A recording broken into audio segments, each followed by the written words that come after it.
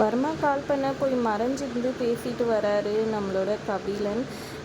"இங்க பாரு, நான் சொல்கிறத மட்டும் தான் கேட்கணும், புரியுதா?" அப்படின்னு சொல்கிறாங்க. "இல்லை, என்னால் முடியவே முடியாது, இந்த விஷயத்த செய்ய முடியாதுன்னு கபிலன் சொல்ல, அப்போ உனக்கு ஒரு வீடியோ அமைச்சிருக்கேன், அதை பார்த்துட்டு அப்புறம் பேசுன்னு சொல்கிறாங்க. உடனே பார்த்தோன்னே ஷாக் ஆயிடாரு. இப்படி கட்டி நீ ஏதாவது இது பண்ண போலீஸ்க்கும் உங்கள் அக்காவுக்கும் இந்த வீடியோ ஃபோட்டோ எல்லாம் ஃபார்வர்ட் பண்ணிவிட்டு போயிட்டே இருப்பான் அப்படின்னு சொல்கிறாங்க. வேணான்னு சொல்கிறாங்க. "நீ என்ன சொன்னாலும் செய்கிறேன்னு." "சரி, ஓகே." இதுக்கப்புறமா என் ஆள் சொல்லுவான்னு சொல்லிட்டு ஃபோனை கொடுத்துட்றாங்க. அப்புறம் பேசி முடிச்சுட்டு திரும்ப அவங்க அக்கா வந்து நிற்கிறாங்க. "இப்போ யார்கிட்டடா பேசுனேன்? என் ஃப்ரெண்டு தான் அன்றைக்கி ட்ரீட் கேட்டாலாம், அவனே தான் இப்படி ட்ரீட் கேட்குறான்." அப்படின்னு சொல்ல, "அதை பார், நாளைக்கு நீ எங்கேயும் போகக்கூடாது, ஃபோனை ஸ்விட்ச் ஆஃப் பண்ணி வச்சுக்கணும், புரியுதா?"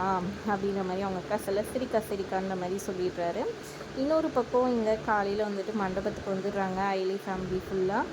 ஐலி ஆரத்தி கரைச்சி எடுத்துன்னு சொல்கிறாங்க. அவங்க சித்தி அவங்களும் சந்தோஷமாக எடுத்துகிட்டு வரேன், நீ எடுத்து அவளை நானே எடுத்துக்கிறேன் குடின்னு சொல்கிறாங்க. அப்புறம் எதுக்கு அவளை கரைச்சிட்டு வர சொன்னேன்னு அவங்க பாட்டி கேட்க, அவளாம் ஒன்று எடுத்தவ, நான் எடுத்துட்டேன் பொண்ணுக்குன்னு சொல்லிட்டு சந்தோஷமாக எடுத்து ஆரத்தி எடுத்துன்னு போய் ஐலி ஊற்றிட்டு வர சொல்கிறாங்க. அப்புறம் ஐலி ஊற்றிட்டு வந்தோடனே அவங்க அத்தை இருக்கிறாங்க. "இங்கே பாரு, இந்த வீட்டுக்கு வந்துட்டு நீ ரித்விகாவோட அக்கான்றது யாருக்கும் தெரியவே கூடாது, புரியுதா? இந்த வீட்டில் வேலை செய்யறதுக்கு இங்கே மண்டபத்துக்கு எப்படி வந்திருக்காங்களோ அவங்கள மாதிரி தான் நீயும் இருக்கணும், புரியுதா?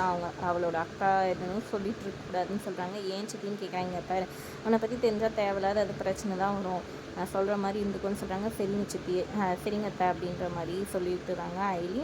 அதுக்கப்புறம் பார்த்திங்கன்னா உள்ளே போயிட்டு எல்லா வேலையும் ஐலி பார்த்துட்ருக்காங்க. அவங்க பாட்டி வந்து, "நீ ஏண்டி இதெல்லாம் செஞ்சுட்ருக்க? அதுக்கு தான் வேலையால் வச்சுருக்கோன்னு" சொல்கிறாங்க. "பாட்டி, என் தங்கச்சி கல்யாணத்துக்கு நான் பண்ணாமல் வேறு யார் செய்யட்டுன்னு" சொல்லிட்டு இருக்காங்க. அப்புறமா அவங்க அப்பா வந்துட்டு, "போய் பிரேஸ்லெட் கொஞ்சம் வாங்கிட்டு வந்துருமா, நான் ஆர்டர் கொடுத்துருக்கேன் மாப்பிள்ளைக்கு" அப்படின்னு சொல்லிட்டு சொல்ல, "எல்லா வேலையும் அவளே வாங்குறீங்களேடான்னு" அவங்க அம்மா கோவப்பட்டு திட்டுறாங்க. "அவள் செய்யாமல் இந்த வீட்டுக்கு அவள் தானே பிள்ளைன்னு சொன்னீங்க, ஆம்பளை பிள்ளை இல்லாதனால இவள் தானே எல்லாம் செய்யணும், நம்ம வீட்டு இதுவும் நம்ம தானே எடுத்து செய்யணும்" அப்படின்னு அவங்க பொண்ணு சொல்ல, பாட்டி ஒன்றே சொல்கிறாங்க, "ஏண்டி அப்படின்னா நீயும் உன் பொண்ணும் சேர்ந்து செய்ய வேண்டியதான்னு" சொல்கிறாங்க. அப்படின்னு சொல்லிட்டு அவங்க இது பண்ணுறாங்க. எல்லாரும் அவளையே டார்ச்சர் பண்ணுன்னு சொல்கிறாங்க. பாட்டி, "அதெல்லாம் ஒன்றும் இல்லை பாட்டி, நான் போயிட்டு வரேன்ப்பா, நீங்கள் கொடுங்கப்பா, நான் போயிட்டு வரேன்னு" ஐலி சொல்கிறாங்க. "இல்லை வேணாம், நானே பார்த்துக்கிறேன்னு" அவங்க அப்பா சொல்ல, "நான் போய் வாங்கிட்டு வரேன் கொடுங்கன்னு" சொல்லிட்டு சிவாவை வந்து நிற்கிறாரு. "நீயெல்லாம் எதுக்குடா இங்கே வந்தால், உன்னால யார் கூப்பிட்டுன்னு" சொல்கிறாங்க. பாட்டி ஒன்றே, "நான் தான் கூப்பிட்டேன், அமைதியாக அவனும் இந்த குடும்பத்தில் ஒருத்தன் தான்னு" சொல்கிறாங்க. "கொடுங்க, நான் வாங்கிட்டு வரேன்னு" சொல்ல, அப்புறம் அவங்க அப்பாவும் கொடுத்துட்டாரு. "இதாப்பா, நான் எங்கள் வீட்டில் வந்துட்டு யார் வேலை செஞ்சாலும் வந்துட்டு ஓசிலெல்லாம் செய்ய விட மாட்டோம், இந்த நீங்கள் சேர்த்துக்கான பணம்னு" சொல்லிவிட்டு அவங்க ஐலியோட சித்தியை வந்துட்டு சிவா கிட்ட வந்துட்டு பணம் கொடுத்துட்றாங்க. ஒரு மாதிரி ஆகிட்டாரு சிவா, "நீ இதெல்லாம் தப்பாக நினச்சிக்காத" அப்படின்ற மாதிரி சொல்கிறாங்க. "அதெல்லாம் ஒன்றும் இல்லை, அவங்களே என் குடும்பத்தில் ஒருத்தவங்க தான், நான் எதுவும் தப்பாக நினச்சிக்க மாட்டேன்" அப்படின்னு சொல்லிட்டு பணத்தை வாங்கிக்கிட்டு, "நான் போயிட்டு இது பண்ணிட்டு வரேன், வாங்கிட்டு வரேன் ப்ரேஸ்லெட்டுன்னு" சொல்லிட்டு சிவா கிளம்பிடுறாரு ஒரு பக்கம். இங்கே வந்துட்டு ரித்விகா வந்துட்டு அழகாக ரெடி ஆகிட்டு இருக்காங்க. அவங்க ஃப்ரெண்டெல்லாம் வந்து பார்த்துட்டு சூப்பராக இருக்குன்ற மாதிரி சொல்லிட்டு இருக்காங்க. மாப்பிள்ளை வீட்டில் வந்துட்டு கிளம்பிடுறாங்க. கபிலனையும் கூப்பிட்றாங்க அவங்க அக்கா. ஃபோனை வாங்கி சுவிட்ச் ஆஃப் பண்ணி நானே வச்சுக்கிறேன் அப்படின்னு சொல்லிடுறாங்க. "ஏன் வாங்கி வச்சுக்கிறேன்னு" சொல்லிட்டு அவங்க சித்தி கேட்க, "இங்கே பாருங்கள், இவன் தேவையில்லாமல் ஃபோன் பேசிகிட்டு இருப்பான், அன்றைக்கி பொண்ணு பார்க்க போன அன்றைக்கே ஃபோன் பேசிகிட்டு இருந்த பார்த்து அவங்க ஒரு மாதிரி நினச்சாங்க, அதனால தான்" சொல்கிறாங்க. "ஆமாம், இந்திராணி சொல்கிறதும் கரெக்ட் தானே" அவங்க சித்தப்பா சொல்லிடுறாரு. அப்புறமா எல்லோரும் கிளம்பிடுறாங்க. ஆனால் கபிலன் வேறு ஒரு ஃபோன் வச்சுருக்காரு. சிம் மட்டும் எடுத்து அந்த ஃபோனுக்குள்ளே போட்டு வச்சுக்கிறாரு. அப்போ கரெக்டாக வர்மா கால் பண்ணுறாரு, வீடியோ கால். "என்னப்பா, நான் சொல்கிற மாதிரி கரெக்டாக செய்யணும், புரியுதா? இந்த ஃபோன் சுவிட்ச் ஆஃப் பண்ணிட்டு போகிற வேலையெல்லாம் வச்சுக்கிட்டேன் என்கிட்ட, அவ்வளோதான்" அப்படின்ற மாதிரி ஃபீல் இருக்காங்க. "அதெல்லாம் எதுவும் பண்ண மாட்டேன், நான் எல்லாத்தையும் செய்கிறேன்ற" மாதிரி சொல்லிடுறாரு.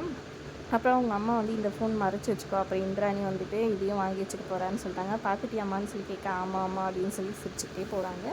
ஒரு பக்கம் இங்கே மண்டபத்துக்கு மாப்பிள்ளை வீட்டுக்காரங்க வரப்போகிறாங்க. "வா போகலாம் கீழேன்னு" சொல்லிட்டு ரித்விகாவோட அம்மா கூட்டிகிட்டு போகிறாங்க.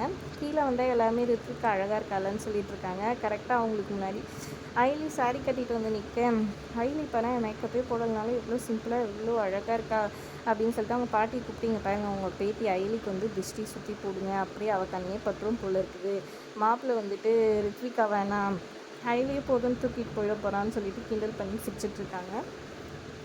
அப்புறம் அவங்க பாட்டியுமே வந்துட்டு "அழகாக இருக்கடின்னு" சொல்லிட்டு ஐலிக்கு செயினெல்லாம் போட்டு விட்டுட்ருக்காங்க. அவங்க தங்கச்சியும் வந்துட்டு பாராட்டிட்டு இருக்காங்க. "மற்றவங்களுக்கு தான் எக்ஸ்ட்ரா எதனா தேவைப்படும், நீ எதுவுமே பண்ணலனாலும் அழகுக்கா" அப்படின்னு சொல்லிட்டு வந்து சொல்லி இது பண்ணிகிட்ருக்காங்க. அப்போ வந்துட்டு ரித்விகா உடனே கோவமாக வந்து ஐலிக்கிட்ட சண்டை போகிறாங்க. "இப்போ சந்தோஷமாடி, எல்லோரும் இன்னும் நல்லா இருக்குன்னு சொல்லணுன்றதுக்காக தானே இப்படி பண்ணுற, ஏன்னா இப்போ கூட யாரும் எதுவும் சொல்லிடக்கூடாதுல்ல" அப்படின்ற மாதிரி சொல்ல, "அப்படியெல்லாம் இல்லைன்னு சொல்லியிருக்காங்க." "ஏன்டி, உனக்கு என்ன அவ்வளோ இதுவா? எல்லோரும் இப்போ வந்துட்டு உனக்கு ஏன் கல்யாணம் பண்ணல, தங்கச்சிக்கு ஏன் பண்ணுறாங்கன்னு கேட்கணும், அதனால தான் இப்படியெல்லாம் பண்ணிட்டுருக்கேன்னு" சொல்ல, "இல்லை சித்தி, நீங்கள் ஏன் அப்படியெல்லாம் நினைக்கிறீங்க, ஏன்டி ஐலி அப்படி நினைக்கிறவளாடி" அப்படின்ட்டு அவங்க அம்மா ஒரு பக்கம் கேட்டுட்ருக்கேன்.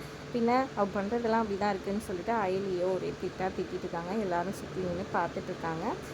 அதோட எபிசோட் முடியுது. வீடியோ பிடிச்சிருந்தா லைக் பண்ணிக்கோங்க. தேங்க்ஸ் ஃபார் வாட்சிங்.